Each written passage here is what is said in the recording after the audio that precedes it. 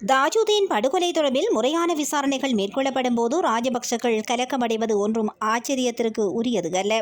ஐக்கிய மக்கள் சக்தி ஏன் கலக்கமடைகிறது என்பது எமக்கு தெரியவில்லை. தாஜுதீனின் படுகொலைக்கு நீதியை பெற்றுக் கொடுக்க வேண்டும் என்று நாமல் ராஜபக்ஷ குறிப்பிடுகின்றார். அவர்கள் எவ்வாறு நீதியை பெற்றுக் கொடுத்தார்கள், சாட்சியங்களை அளித்தார்கள், இதனால் தான் இன்றும் விசாரணைகள் தொடர்கிறது. நடுங்க வேண்டாம், உண்மை வெளிவரும் என தொழில் பிரதி அமைச்சர் மஹிந்த ஜெயசிங்க தெரிவித்தார்.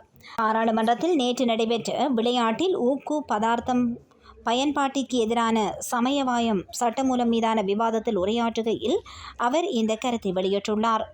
2015 1/8 மைத்ரிபால சிறிசேனவை ஜனாதிபதியாக்கும் தேர்தல் பிரச்சார மேடைகளில் தாஜுதீனின் படுகொலைக்கு நீதி என்பது பிரதான பேசுபொருளாக இருந்ததை ஐக்கிய மக்கள் சக்தி இன்று மறந்துவிட்டது.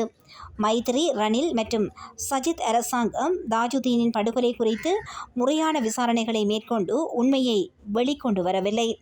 தாஜுதீனின் படுகொலை தொடர்பில் முறையான விசாரணைகள் மேற்கொள்ளப்படும் போது ராஜபக்சக்கள் கலக்கமடைவது ஒன்றும் ஆச்சரியத்திற்கு உரியது அல்ல. படுகொலையுடன் தொடர்புடையவர்களே கலக்கமடைந்துள்ளார்கள். பொதுஜன பெரமுன ஊடக சந்திப்பை நடாத்தி போலீஸ் திணைக்களம் மீது குற்றம் சாட்டுகிறது. இவ்வாறான நிலையில் பிரதான எதிர்க்கட்சியான ஐக்கிய மக்கள் சக்தியும் கலக்கமடைந்துள்ளது.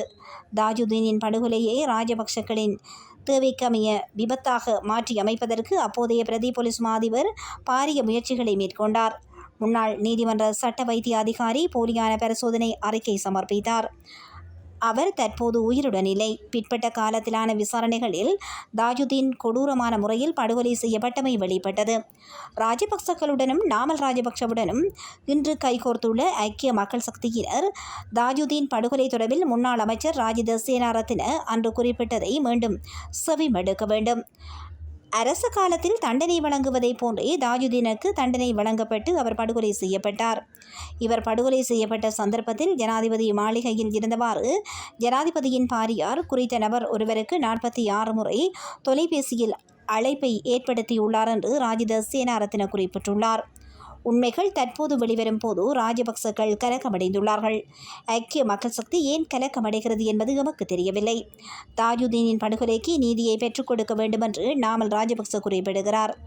அவர்கள் எவ்வாறு நீதியை பெற்றுக் கொடுத்தார்கள், சாட்சியங்களை அளித்தார்கள், இதனால் தான் இன்றும் விசாரணைகள் தொடர்கிறது. கடந்த காலங்களில் அளித்த சாட்சியங்கள் இன்று உயிர் பெற்றுள்ளன.